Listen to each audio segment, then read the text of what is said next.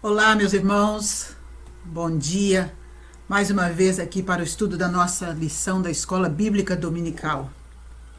E o estudo de hoje tem como título Parábolas e Milagres. Nós estamos estudando o Evangelho de Marcos, os ensinos de Jesus no Evangelho de Marcos, e hoje os capítulos são os capítulos 4 e 5. O autor da lição dos professores, da revista dos professores, coloca alguns objetivos e eu coloquei aqui para a gente lembrar. E durante a lição estamos pensando nesses objetivos. Na nossa vida cristã, nós precisamos cada vez mais entender que as parábolas possuem ensinamentos sobre fé e vida cristã, sempre. Não são apenas uma história a ser contada, mas elas têm esse objetivo de ensinar sobre fé, sobre vida cristã, sobre compromisso com Jesus. E nos objetivos específicos, o autor da revista coloca o seguinte: somos desafiados a perseverar em meio à tribulação, perseguições e tentações.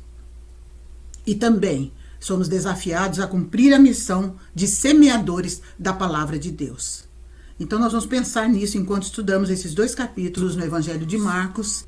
O texto áureo que é colocado é um texto também que vem nos desafiar para o cumprimento da nossa missão. Está lá em Marcos 5, 19, verso 19, parte B, né? Que diz o seguinte: vai para a tua casa, para teus amigos, e anuncia-lhes quão grandes coisas o Senhor te fez, e como teve compaixão de ti. Essa é a palavra de Jesus, aquele homem que era endemoniado, e que quando foi curado, ele quis seguir Jesus. E Jesus falou para ele: não, fique, vai para a tua casa, para os seus amigos e anuncia para eles o que eu fiz na sua vida. Esse é o nosso texto áureo base e é o nosso desafio. Então, introduzindo esse momento aqui de estudo, nós veremos que Jesus usou então essas parábolas para ilustrar todas as verdades que ele queria que seus ouvintes entendessem. E às vezes nos perguntamos, mas o que realmente significa parábola? Mas a gente já sabe que parábola é uma comparação, uma alegoria, um provérbio que ajuda a gente a entender talvez um assunto mais complicado, mas através dessa parábola isso se torna mais fácil para a nossa compreensão. Então Jesus usava essas parábolas de forma figurada para reforçar as verdades que ele queria que seus ouvintes fixassem em seus corações. E hoje, na lição de hoje, a parábola que nós vamos estudar é a parábola do semeador e da candeia. E nós vemos aí no capítulo 4 a narração desta parábola e a explicação de Jesus. Então é uma coisa que não é tão difícil entender, porque Jesus logo em seguida vai explicar o que significa essa parábola.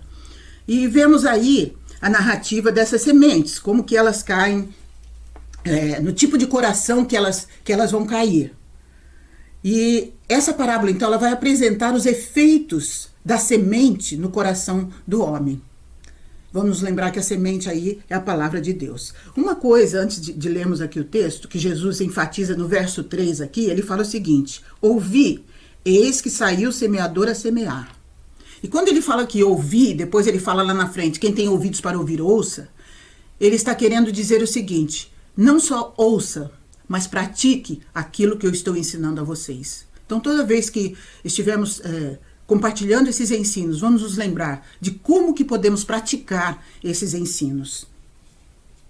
Jesus não ficava impressionado com multidões. Sempre ele tinha muita gente ao redor dele, mas ele não se impressionava com as multidões. Por quê? Jesus sabia que em poucos corações estariam dispostos realmente a praticar os seus ensinos.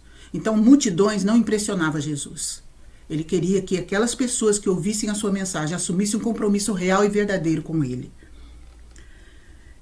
Jesus queria que os ouvintes também ouvissem com sua mente e seu coração. Então, quando ele fala aqui, ouvi, eis que o semeador saiu a semear, ele pede muito mais do que ouvidos. Ele pede que a nossa mente, o nosso coração, esteja aberto para compreender o real significado do ensino de Jesus, principalmente através das parábolas.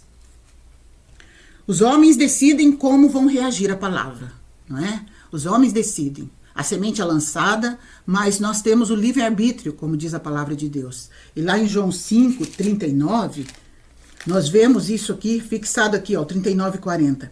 Quando Jesus mesmo fala, examinais as escrituras, porque julgais ter nelas a vida eterna. Os fariseus viviam examinando e tentando praticar as leis. Eles julgavam que quanto mais eles soubessem aquelas leis, mais eles estariam com a possibilidade de herdar a vida eterna. Mas Jesus diz o seguinte: contudo, não quereis vir a mim para terdes vida. Então Jesus conhecia o coração daqueles fariseus. Eles sabiam que eles eram conhecedores das leis. Mas ser conhecedor é uma coisa, ser praticante é outra. Então fixemos isso na nossa mente. A ênfase nessa parábola do semeador, nós vamos fazer a comparação junto com a parábola, a narrativa da parábola, junto com a explicação que Jesus dá. Então nós vamos ler versos salteados aí. A ênfase dessa parábola aqui é a semeadura, porque nós vamos ver um pouquinho mais adiante a ênfase no processo dessa semeadura. Mas nesse momento a ênfase aqui é a semeadura. Então nós sabemos aqui, verso 4, então acompanhem aí na sua Bíblia, no seu celular. O verso 4 diz aí: o semeador saiu a semear, né? E uma parte caiu à beira do caminho. As aves vieram e comeram as sementes que caíram à beira do caminho. A explicação para isso está no verso 15, quando Jesus vai dizer o seguinte: o semeador semeia a palavra. São estes os da beira do caminho, onde a palavra é semeada. E enquanto a ouvem, logo vem Satanás e tira a palavra semeada neles.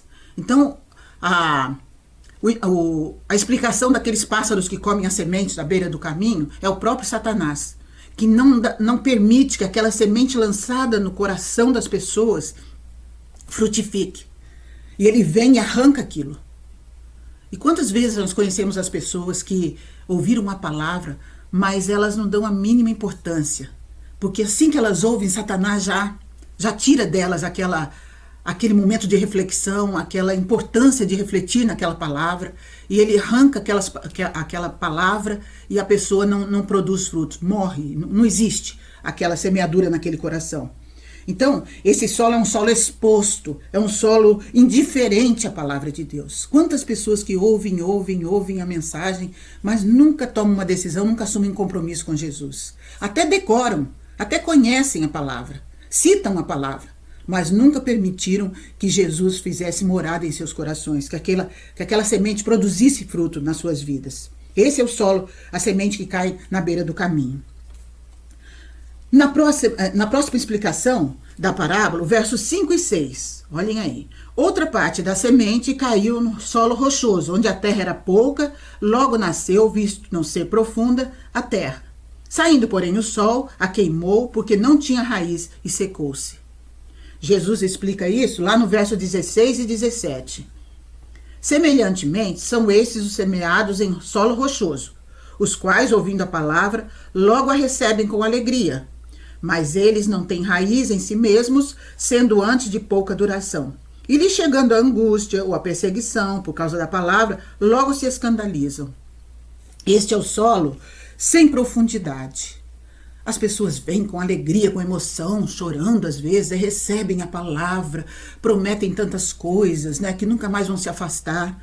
Mas aí começam a acontecer os problemas na vida, as pessoas começam a chamá-las para outras coisas, outros pensamentos invadem o seu coração, a sua mente, e aí às vezes até são perseguidos também, passam por algum sofrimento, e aí essa semente que foi lançada, que começou a brotar, o solo não era profundo o suficiente, e aí elas morrem, elas secam, não tem vida, não tem vigor para continuar. Então, esse é o solo sem profundidade, a semente logo morre. Mas Jesus continua a sua parábola. No verso 7, ele fala num outro tipo de solo. Outra parte caiu entre os espinhos, e os espinhos cresceram e a sufocaram e não deu fruto. E a explicação que Jesus dá está no verso 18 e 19. Olhem aí. Os outros, os semeados entre os espinhos, são os que ouvem a palavra. Mas os cuidados do mundo, a fascinação da riqueza e as demais ambições concorrendo sufocam a palavra, ficando ela infrutífera. O solo mal cuidado. Um solo que é mal cuidado, ele não não tem a saúde suficiente para que a semente seja germinada ali. E aí, esse que ele coloca essa comparação dos espinhos, então disse que os espinhos até eram queimados pelos fazendeiros, queimavam os espinhos, mas a raiz ficava, não se conseguia queimar a raiz. Então, quando se semeava, parecia que o solo estava fértil, mas quando se semeava a semente, os espinhos já estavam ali brotando e cresciam mais rápido que as sementes e sufocavam as sementes que ainda estavam começando a crescer. E aí elas morriam. Então, esse solo mal cuidado, né? O mundo simboliza o mundo e suas atrações. E Jesus mesmo fala aqui que o mundo, os cuidados do mundo, a fascinação, as atrações do mundo, vêm através de ideológicas, políticas ou econômicas até, sufocam essas sementes que caíram entre espinhos. E aí elas acabam não frutificando. E o quarto tipo de solo é o bom solo. A terra boa, preparada, onde acontece a conversão, né? Aqui ele fala aqui no verso 8, enfim, caiu em boa terra, e deu fruto que vingou, cresceu, produzindo a 30, 60, produzindo 100%. Né? E Jesus acrescenta, quem tem ouvidos para ouvir, ouça. E a explicação que ele dá lá, que não é difícil de entender, né? Os que foram semeados em boas terras são aqueles que ouvem a palavra e a recebem frutificando a 30, 60 e 100. Onde dão fruto 100%. Onde nada tira a semente do seu coração. Onde nada vai ameaçar aquela semente de crescer e de gerar os frutos que precisam ser gerados, porque a terra era boa, era preparada. Eu fiquei pensando, o semeador, ele não faz acepção de onde ele está semeando, né? Aquele semeador, as sementes foram caindo da pedra, no meio do caminho, até que ele chegou na boa terra e semeou. Então a semente sempre chega àqueles lugares. Mas o resultado que ela vai produzir depende daqueles corações. Depende dos corações. E Jesus ilustra isso aí muito bem. O estado do coração das pessoas é que é importante. É que tem que ser frisado aí nesta parábola. E o coração preparado, ele vai receber e vai ser a boa terra. Eu fiquei pensando, como é que a gente pode preparar um coração para semear a palavra? E uma das ênfases que a Junta de Missões Nacionais tem dado, e a gente tem dado também através dos PGMs, é o relacionamento. O relacionamento, a gente tem descoberto que é uma das maneiras mais lindas e mais completas de prepararmos uma terra para receber a semente. De prepararmos o coração para receber a semente. Então, esses relacionamentos podem ser com nossos próprios familiares, aprofundando o nosso relacionamento, fazendo contato, os vizinhos. Nós temos vizinhos, às vezes, de porta, né? Que conversamos ou não conversamos, mas a gente pode dar um jeito de envolver no relacionamento com essas pessoas, de maneira que uma amizade possa nascer ali e, através desse convívio, a semente pode ir sendo lançada nesses corações. Então, a eficiência do ensino por parábolas dependia não só das parábolas. As parábolas eram muito importantes, contavam histórias interessantes, mas a eficiência do ensino, do fruto que ia gerar, daquilo que as pessoas iriam aprender, não dependia só das parábolas. Dependia também do caráter dos ouvintes, de como os ouvintes estavam dispostos a ouvir aquilo com corações abertos, com corações sinceros, com a mente viva, com a mente ativa, para pensar, para refletir naquilo que estavam recebendo. E dispostos a praticar, não só ouvir como praticar. No meio dessa parábola aí, Jesus fala um texto que talvez seja um pouco difícil, eu tentarei explicar, né?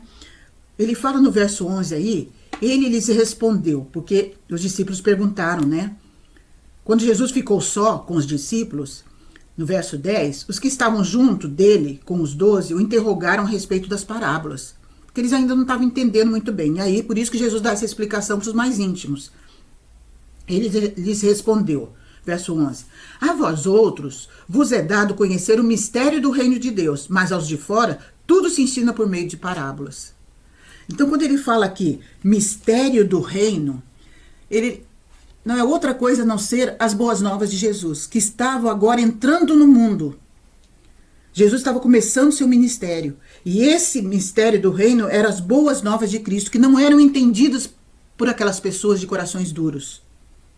E a parte desse mistério é que incluía agora A cruz onde Jesus seria crucificado incluiria agora gentios e judeus no mesmo reino, o reino de Deus, que estava sendo inaugurado ali por Jesus. Então, em nenhuma parte do Novo Testamento, quando se fala em mistério, Paulo fala muito nisso, em nenhum momento o termo segredo, mistério, corresponde a conhecimento esotérico ou conhecimento de rituais de religião que eram praticados no Império Romano. Em nenhum momento quer dizer mistérios, religiões de mistério, etc. Sempre se refere às boas novas de Cristo, ao reino de Deus. E no verso 12, quando ele fala aí, né, para que vejam, não entendam e não percebam, ouvindo, ouçam e não entendam, Jesus quer dizer o seguinte: o contraste que Jesus apresenta nesse verso é entre os que fazem a sua vontade, a vontade de Deus, recebem a mensagem, versus aqueles que ouvem, mas a motivação deles é encontrar algo para destruir Jesus. Então os fariseus sempre estavam ouvindo. Jesus falava nas sinagogas. E onde Jesus estava sempre tinha os fariseus. Mas a intenção deles não era entender o significado da palavra, da mensagem. Era encontrar um motivo para destruir Jesus. E Jesus fala que não querem conhecer a salvação por causa da dureza dos seus corações. Infelizmente, hoje a gente ouve muitas pessoas ainda que ouvem a palavra, mas a dureza do coração deles não permite que eles entendam as boas novas do reino e entrem no reino e participem do reino. O autor da lição, ele dá um alerta aí. Ele diz o seguinte: devemos estar com nossos corações férteis à semeadura da palavra, a fim de produzirmos frutos bons para a glória de Deus. O verso 20 vai reforçar isso aí. Essa parábola a gente sempre entende, acho que eu posso dizer sempre, a gente ouve e pensa logo na pessoa que não conhece Jesus, no incrédulo, vamos dizer assim. Mas ela foi falada para nós crentes. E é muito profundo a gente entender isso, porque a semente é sempre lançada nos nossos corações. Se frequentamos o culto, ela é lançada do púlpito, ela é lançada através da IBD, os pequenos grupos, as congregações. A semente está sempre sendo lançada. O desafio é quanto meu coração está aberto para entender e praticar isso que está sendo lançado no meu coração, essas informações da palavra que são lançadas no meu coração. E aí o autor da lição nos chama a atenção disso, né? Que nós precisamos estar com corações férteis à semeadura, preparados para a semeadura. Essa parábola mostra claramente os três inimigos do crente. E o pastor Shed sempre falava, ele tem um livrinho que tem esse título, O Mundo, a Carne e o Diabo. E essa parábola fala claramente desses inimigos do crente. O mundo é ilustrado pelos espinhos, a semente que cai nos espinhos, a carne, aquele solo rochoso, com aqueles problemas que surgem, né? E o diabo, que é aquela semente que cai na beira do caminho. Então, o caráter dos ouvintes vai influenciar a produtividade dessa semente. Nenhuma igreja poderá cumprir sua vocação se os crentes, os membros se enamorarem com a vida e os alvos de sucesso da sociedade em que ela existe. Em outras palavras, nenhuma igreja cumprirá sua missão, sua vocação, se imitar o mundo. Então essa parábola nos chama atenção também para isso aí, né? E essas maneiras diferentes de respondermos à palavra de Deus. Em qual delas eu me encaixo? Será que a semente que tem caído no meu coração, quando eu paro para ler a palavra, na minha casa, na minha meditação diária, quando eu venho para os cultos, será que a semente caída no meu coração está encontrando guarida, como se fosse à beira do caminho, como se fosse entre espinhos, como se fosse num solo rochoso, e não consegue produzir? Ou meu solo tem sido realmente fértil e de ouvir a palavra tem surgido frutos, tem se produzido frutos? Fica aí uma reflexão para nós. Do verso 21 a 25, Jesus entra com outra parábola, que é a parábola da candeia. E esta parábola aí, ela vai também trazer ensinos para nós. Acompanhe aí na sua Bíblia, no seu celular. Também lhes disse: vem porventura a candeia para ser posta debaixo do alqueire ou da cama? Não vem antes para ser colocada no velador? Pois nada está oculto, senão para ser manifesto, e nada se faz escondido, senão para ser revelado. Se alguém tem ouvidos para ouvir, ouça. Jesus repete isso de novo. O ensino da candeia. Toda candeia, todo mundo sabe o que é candeia, né? Antigamente era a lamparina ou era o lampião que se colocava numa posição alta para que iluminasse todo o ambiente. E o que alimentava aquele lampião, aquela lamparina, era, na minha época de infância, era o querosene. Na época de Jesus aqui, era o óleo, o azeite. Mas eu creio que deve existir outras maneiras de alimentar também esses instrumentos que clareiam. Aqui Jesus usa essa palavra candeia. E esta candeia, ela tem um propósito: iluminar o ambiente. Se ela é colocada num lugar que não ilumina, então ela não presta para ser candeia, né? E ela precisa estar alimentada, porque se ela não estiver alimentada com aquilo que vai produzir o fogo, ela também não presta para ser candeia. Não presta para o seu propósito. Jesus nos diz que nós somos a luz do mundo. Então, onde nós estivermos, nós temos que refletir essa luz de Jesus que está em nós. E se nós não fazemos isso, então para que a gente existe? Qual o nosso propósito? Onde você tem colocado a sua luz? Embaixo da cama? Embaixo da mesa? Onde você tem colocado a sua luz? E o que pode impedir a luz, a nossa luz de brilhar? Que a gente pode estar pensando assim, poxa, eu sou a luz do mundo, mas eu tenho tentado dar testemunho, eu tenho tentado viver o evangelho, mas talvez ninguém esteja notando que eu reflito a luz de Jesus. Há algumas coisas que podem nos impedir de refletir a luz de Jesus. Eu aprendo isso com o autor da lição. A complacência, ou seja, o desejo de agradar os outros, é uma delas. A rebeldia, o ressentimento, a amargura, o espírito crítico. Essas atitudes podem impedir a luz que nós trazemos dentro de nós como a luz do mundo, de refletir a luz de Jesus. Então pensem bem, como você tem refletido a sua luz. E a candeia, como ela precisa ser alimentada, ser abastecida, ela precisa então do óleo do Espírito. Nós somos a candeia, nós somos a luz do mundo. Então nós precisamos do óleo do Espírito Santo, da palavra. Ser cheio do Espírito nada mais é do que ser cheio da palavra. E nesse ser cheio da palavra, se relacionar com Deus. E lá em Salmo 19:14 diz que as palavras da minha boca e a meditação do meu coração sejam todas em louvor a ti. Paulo nos fala que nós devemos ter pensamentos do alto, daquilo que edifica. E se nós estivermos abastecidos com esta palavra, nós poderemos refletir a luz de Jesus. Mas Jesus fala aqui também que vai revelar as coisas secretas. Nada ficará encoberto por muito tempo. O juízo divino trará à tona todas as coisas. E às vezes a gente passa, poxa, Deus está demorando para agir, né? Puxa vida, eu estou fazendo o melhor que eu posso, mas Deus está demorando para agir. Esse texto nos traz um pouco de esperança. No tempo de Deus, o juízo divino há de trazer tudo à luz. E essa é a nossa esperança, de que um dia as coisas serão reveladas. Se nós fizermos aquilo que agrada ao Senhor, se formos realmente a luz verdadeira. Porque se não formos a luz verdadeira, o que se refletirá, quando você está vivendo num ambiente na penumbra, você não enxerga muita coisa que está fora do lugar, ou a poeira do seu móvel. Mas se você acender uma luz bem acesa, você vai enxergar onde estão as falhas ali. O móvel fora do lugar, o sapato jogado no canto, a roupa jogada no outro, a poeira sobre os móveis.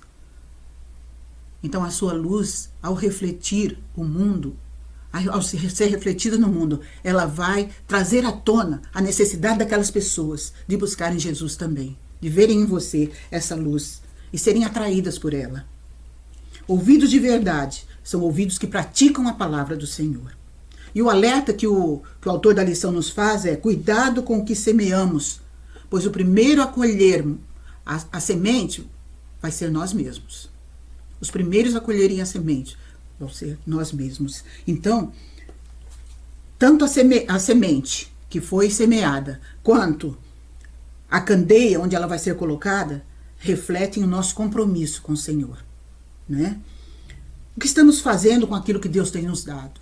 Nós somos a luz do mundo, mas temos realmente refletido Jesus? Temos semeado a palavra e temos sido corações férteis, onde a palavra tem germinado? Mas Jesus, ele continua com esse assunto de semente. E ele vai falar do processo agora. Nós vimos o processo da semeadura, né? A semeadura, agora o processo de crescimento dessa semente, do verso 26. O reino de Deus é assim, como se um homem lançasse a semente à terra, depois dormisse, se levantasse de noite e de dia, e a semente germinasse e crescesse, não sabendo ele como. Uma coisa interessante, esse ensino é muito interessante. A nossa geração, o autor da lição fala isso, né? Ele resume aqui. Nossa geração vive sempre com pressa. E para ela o tempo não é parceiro, mas é um inimigo. Porque tudo é para ontem. Tudo é para ontem. E ninguém tem paciência com aquele que demora a aprender. Eu sei isso, porque quando eu não consigo aprender as coisas no celular, minhas filhas não têm paciência para me ensinar. Essa geração dos jovens, eles sabem tudo. Então eles estão lá na frente e a gente está aqui ainda tentando passar um zap. Né? E você pode saber, se você tiver, alguém tiver com celular e você estiver digitando desta forma, é porque não é da geração de agora. Mas se estiver digitando assim, é porque é essa geração de agora. Né? Então esse tempo é muito importante. Jesus nos ensina que toda colheita é fruto. E o autor da lição vai embasar isso aí, vai dizer: toda colheita é fruto de uma semeadura. Se você não semear, nada cresce. Então você tem que semear, preparar o solo, arar. É um processo duro e demorado muitas vezes, arar a terra, né? Você não pode olhar para trás, porque se você olhar para trás, você erra tudo, tem que começar tudo de novo. Então depende desse processo de semeadura, depende da imprescindível, maravilhosa intervenção de Deus. Olha no verso 27 aí. Depois ele semeia e vai dormir. O semeador semeia, já fez a sua parte, chega em casa, toma banho e vai dormir. De noite e de dia, e a semente vai germinar, sem que ele saiba como. Como que acontece o processo do germinar da semente, ninguém sabe. Não sei se o físico, alguém que lida com essas coisas, tem toda a explicação. Mas eu creio que não. Porque aquilo é a intervenção de Deus. Só Deus pode fazer germinar. Toda a germinação depende de Deus. Não há adubo, não há tecnologia suficiente para dar vida. Deus é quem dá a vida. Seja a vida humana, seja a vida, uma sementinha de planta. E também depende de um processo. Toda semeadura depende desse processo. Não dá para pular etapas, não é? Você tem que plantar a semente é que vai dar a planta é que vai dar a flor, e a flor é que vai gerar o fruto. E o fruto vai gerar a sementinha que vai ser plantada de novo, então é um processo. Não dá para pular etapas, você não vai plantar a flor. Eu acho que não existe uma planta que nasce da flor, ela tem que nascer da sementinha, né? Então, e depende também do inflexível tempo. A Bíblia diz que há tempo para todas as coisas. E tem semente que só pode ser plantada numa determinada época do ano. Se plantar fora daquela época, não vai germinar o fruto bom. Então esse tempo aí, nós temos que saber. Nós temos que discernir esse tempo. Então a semente, ela passa por esse processo que é muito importante na nossa vida. E quando a semente lançada, semente da palavra de Deus, a gente não pode esperar que amanhã ela já dê fruto, que amanhã aquela pessoa já seja completamente transformada e já vire um missionário, já vire um propagador da palavra. Ela vai passar por um processo de amadurecimento, um processo de regeneração, um processo de transformação do seu caráter, até gerar a transformação da sua família, da sociedade onde ela vive. E Oséias, o profeta Oséias, ele fala uma coisa muito interessante aqui, no capítulo 10, verso 12. Então eu disse, Oséias falando: semeai para vós outros em justiça, ceifai segundo a misericórdia, arai o campo de pousio, porque é tempo de buscar ao Senhor, até que ele venha e chova a justiça sobre vós. Então é tempo de buscar ao Senhor. Hoje é tempo de semear. Nós não podemos deixar para amanhã. Hoje é tempo de semear a palavra, para que ela germine, para que haja transformação e a nossa sociedade seja uma sociedade melhor. Então a germinação não depende do semeador. Ela não depende do semeador. Ela é obra do Espírito Santo. A semente do Evangelho é obra do Espírito Santo. O homem pode semear a semente, mas o reino em si é ato de Deus. E o crescimento da semente é acionado por Deus. Então, gente, nós não podemos forçar a conversão de ninguém. Nós não podemos julgar a semeadura. Prever e fazer germinar é tarefa de Deus. Então a semente é lançada do púlpito, a semente é lançada da EBD, a semente é lançada nos programas de rádio, mas quem vai fazer essa semente germinar é o Senhor. Não é o pastor, não é o professor da EBD, não é o líder de grupo, é o Senhor Deus que vai fazer germinar essa semente no coração das pessoas no tempo certo. A igreja não pode afrouxar no cumprimento dos princípios do reino, para que ela possa presenciar e acolher aqueles onde a semente vai sendo frutificada. E Jesus ensina sobre a igreja nos próximos versos, 30 a 34, a parábola, quando ele vai falar, ele continua o assunto da semente. Veja que ele começou lá no capítulo 4 e continua o assunto da semente. Agora ele vai ilustrar com a semente da mostarda. Para os judeus, essa semente era a menor que eles conheciam. Se diz hoje que existe semente menor que a de mostarda. Mas para esse contexto que Jesus estava falando, os judeus conheciam a semente de mostarda, que era menorzinha. E ele vai usar essa semente para ilustrar.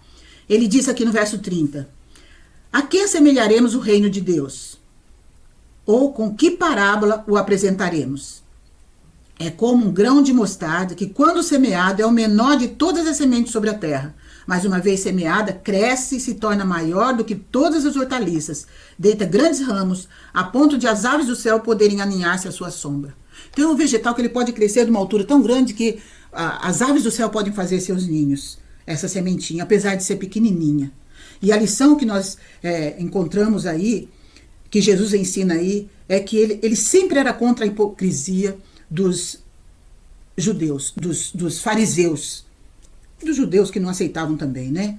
A maior parte dos ensinos de Jesus era contra a hipocrisia e motivações erradas deles. E eles ouviam as parábolas com motivações erradas. Essa era uma característica muito forte dos líderes religiosos. A religiosidade não constrói o reino. Deus é que constrói o reino. Nesse texto, o grão de mostarda é usado para ilustrar o reino de Deus, né? Que cresce pequenininho. E aí ele alerta que o autor da lição faz pra gente não despreze os pequenos começos. Não despreze os pequenos começos.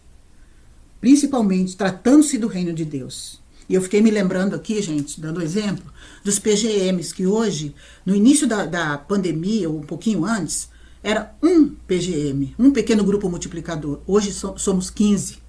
São 15 grupos multiplicadores que tem na igreja, multiplicando o amor, multiplicando a semeadura, multiplicando a comunhão, a integração daqueles que querem conhecer Jesus.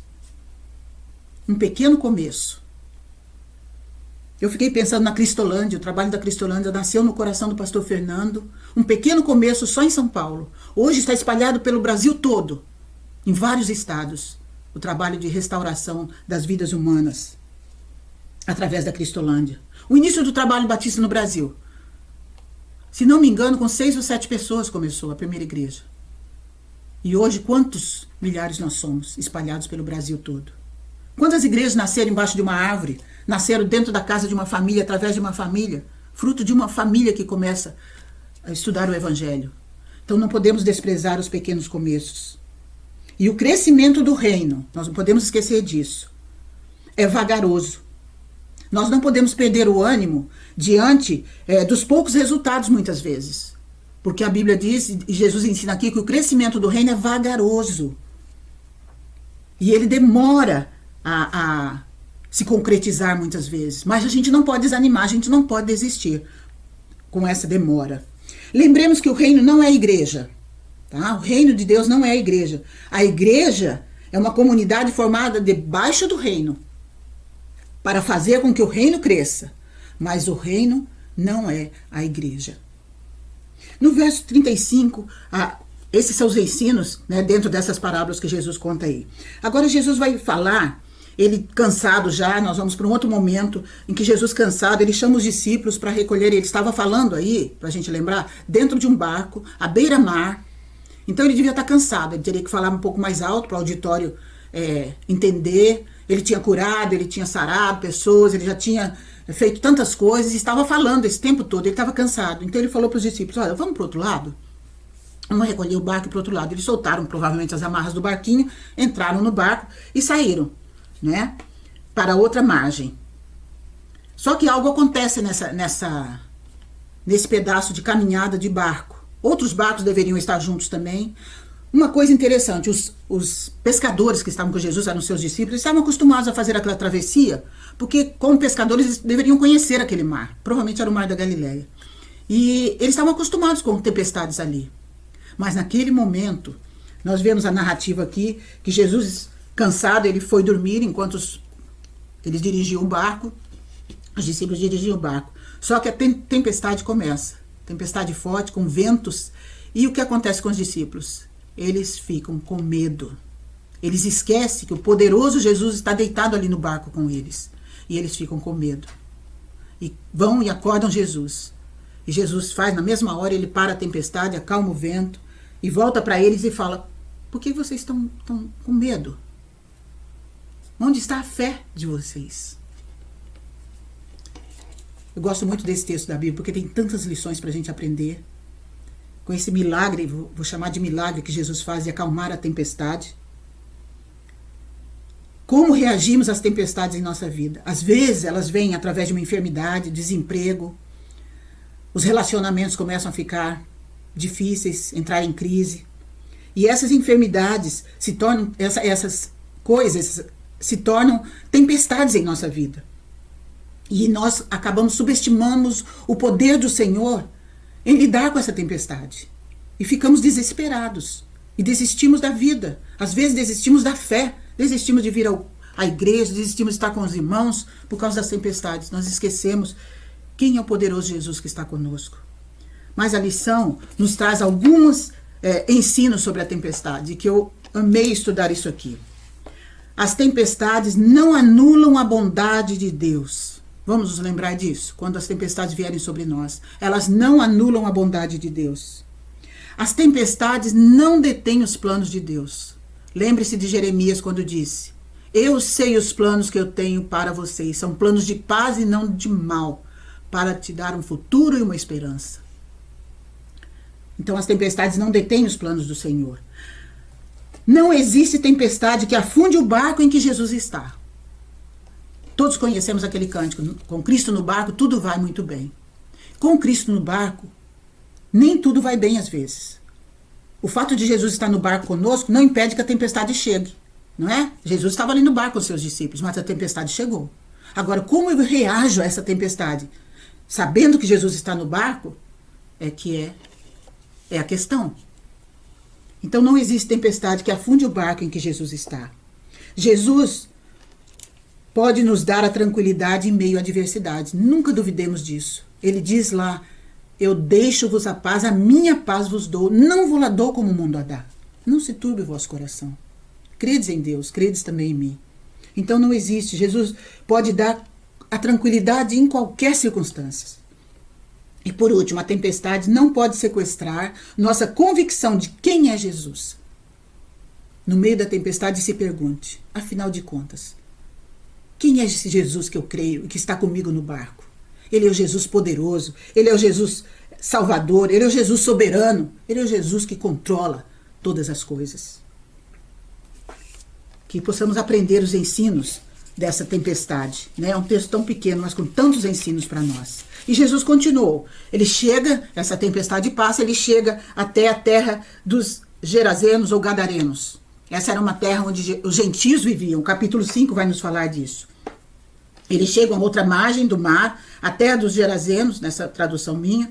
Ao desembarcar, logo veio dos sepulcros ao seu encontro um homem possesso de espírito imundo, o qual vivia nos sepulcros.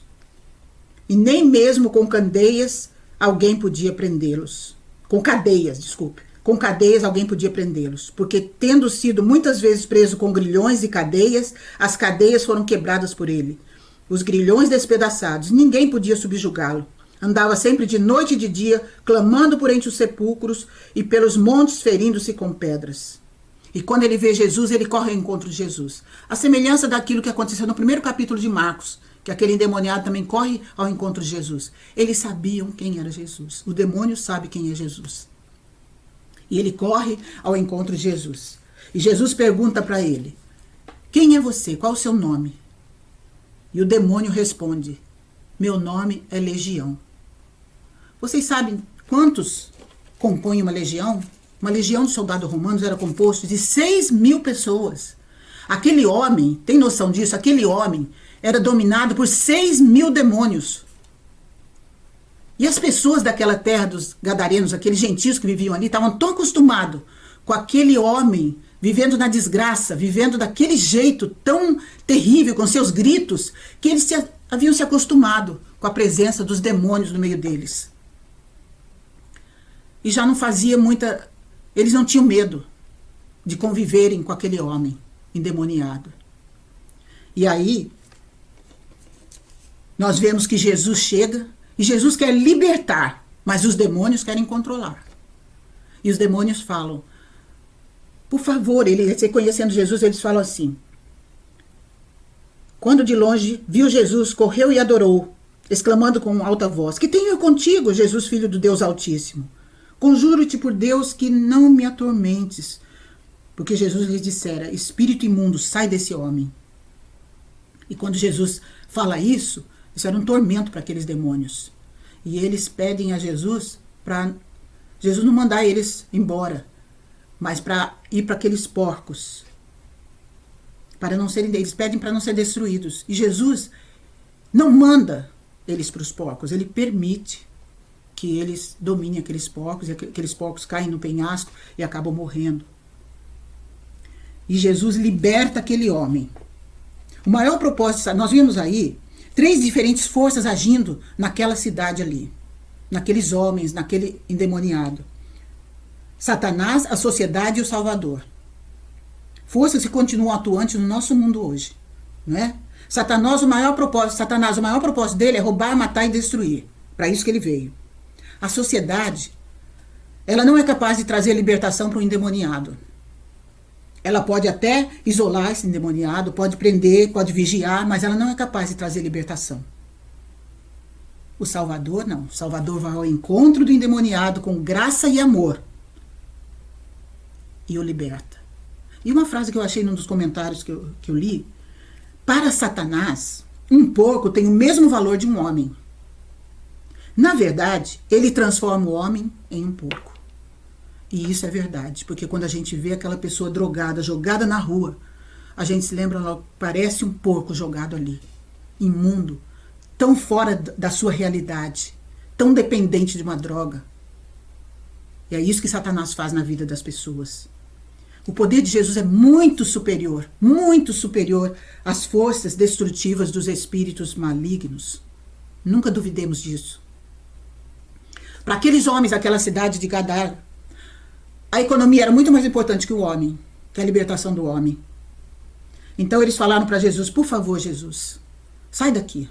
Eles nem deram importância. Quando eles vieram ver a transformação que Jesus fez na vida daquele homem, encontraram aquele homem endemoniado, que vivia pelado, vivia nu, vestido, sentado, em sã consciência, conversando. Mas eles não deram a mínima. Eles ficaram preocupados: para onde foram os nossos porcos? Esse homem aqui vai atrapalhar nossos negócios. E pediram a Jesus que se retirasse daquele lugar. Eles preferiram as suas circunstâncias, o seu valor econômico, as suas preocupações econômicas, do que a presença pacífica de Jesus naquela cidade. A presença transformadora e libertadora de Jesus. Jesus vê então a diferença na vida daquele homem, liberta aquele homem, e ele não se propõe a ficar mais tempo ali. Ele vai voltar para onde ele tinha vindo.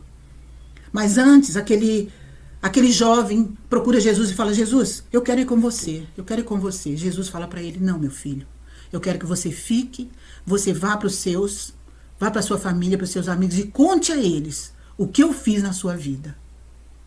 Porque aquela era uma terra gentílica, talvez eles nem tivessem nunca ouvido falar de Jesus, visto Jesus fazer algumas coisas. E a testemunha que ficaria ali era aquele menino, aquele jovem transformado por Jesus. Então ele foi o missionário, o instrumento de Deus para os seus naquele lugar. Jesus, ele não queria que aquele menino, aquele jovem seguisse-o só para ver seus milagres. Ele queria que ele seguisse pelo amor. E por amor ele ficaria ali para falar de Jesus. Jesus vivia com paixão. Todos os dias ele tocava os imundos, os enfermos, os mortos, alimentava os famintos, curava, libertava os cativos. Cada momento da vida de Jesus, ele vivia a compaixão, que é o título do nosso tema de Missões Mundiais. Que possamos aprender com Jesus a viver a compaixão também.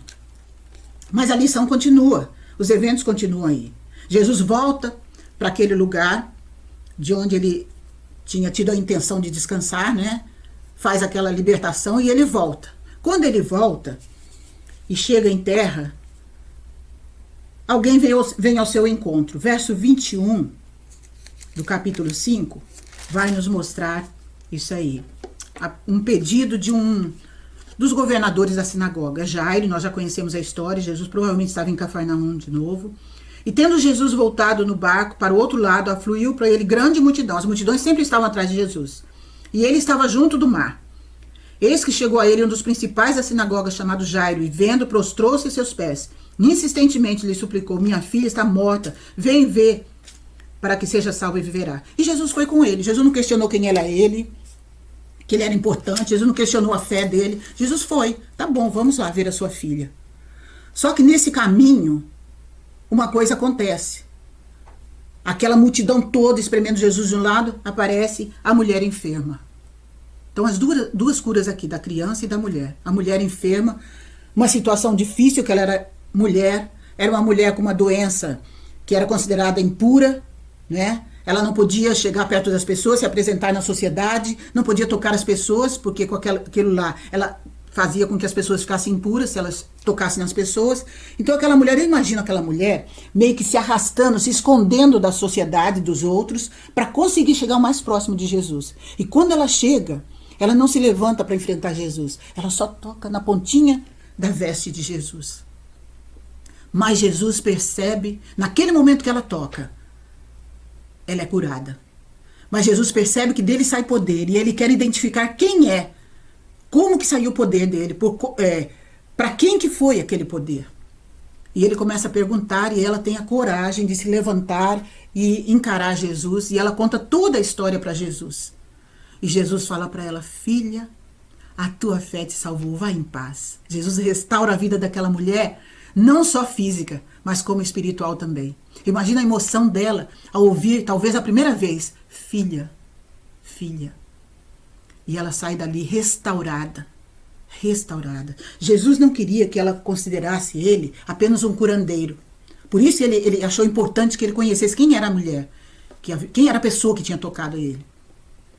Ela queria que ela experimentasse a salvação e conhecesse quão amigo Jesus era.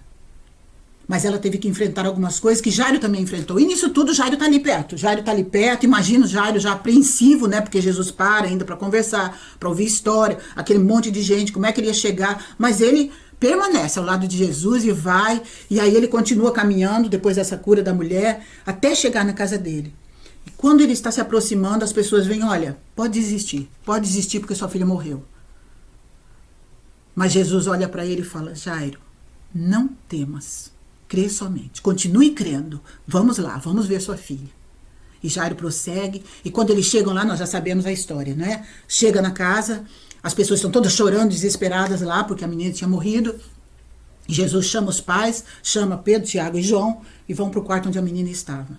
E lá ele estende as mãos, segura a mãozinha dela, que talvez ela tivesse uns 12 anos, e fala: Talita cumi. Em um comentário que eu li: cordeirinha, levante-se. E ela se levantou. Naquele momento, Jesus faz o milagre da cura, da ressurreição na vida daquela menina. Jairo teve que vencer muitos obstáculos para chegar a Jesus. E esses obstáculos, quem ele era? Ele era uma pessoa importante. Ele ouviria críticas dos seus amigos, mas ele venceu. venceu a posição dele, se ajoelhou na frente de Jesus, se humilhou, porque ele começou a crer em Jesus. A opinião dos amigos: não, Jairo, não, ela morreu, não adianta não. Mas Jairo insistiu: não, vamos. Jesus falou para ele: vai, meu filho, continue crendo, vai em frente, continue crendo. E ele ouviu Jesus. As circunstâncias contrárias: poxa, ela morreu. Ele poderia ter falado: Jesus, não precisa mais não, pode atender a multidão aí, porque minha filha já morreu, não adianta mais. Mas não, ele enfrentou essas circunstâncias, continuou crendo e levou Jesus até a casa dele. Às vezes, gente, Deus demora para intervir. Às vezes a gente está passando por uma situação e a gente vê: meu Deus, quando que isso vai acabar? Quando que o Senhor vai intervir? Talvez um tratamento de saúde, que a gente queira logo sair daquilo. Ou outra circunstância. Às vezes Deus demora a intervir. E nessa demora nós quase perdemos a fé. Quase perdemos a esperança. Quase perdemos o amor. Mas nesse momento Jesus vem para a gente e fala: filha, crê somente. Continue crendo. E aquela mulher também, ela teve que enfrentar algumas coisas para conhecer Jesus. Às vezes, gente, o nosso desafio é conhecer pessoas, para conhecer pessoas e ajudá-las a vencer os impedimentos para que elas conheçam a Jesus. Esse é um desafio que esse ensino nos traz. Porque elas vão ter muitos impedimentos. Satanás não vai permitir que elas conheçam Jesus facilmente, mas nós podemos ajudá-las a chegar a Jesus.